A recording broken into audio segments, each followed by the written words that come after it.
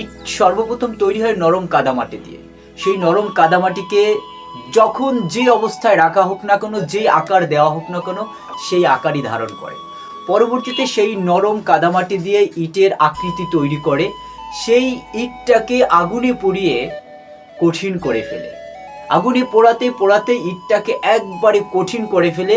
তখন আর সেই ইটটাকে চাইলে যখন যেই অবস্থায় রাখা হোক না কেন, যে আকার দেওয়ার চেষ্টা হোক না কেন, সেই আকার দেওয়া সম্ভব নয়। ঠিক একটা সফট মনের মানুষ, একটা নরম মনের মানুষকে সর্বপ্রথম আপনি যখন যে অবস্থায় রাখতে চান সেই অবস্থায় থাকবে, কিন্তু সেই মানুষটি আঘাত পেতে পেতে পরবর্তীতে তার মনটাকে শক্ত করে ফেলবে, তখন আর তাকে আঘাত দেওয়া সম্ভব হবে না। আর যদি তখন আঘাতও দেন, সেই আঘাতে আর তখন সেই ব্যক্তির অনুভব হবে না। তাই আসলে মানুষকে কষ্ট দেওয়া উচিত নয়।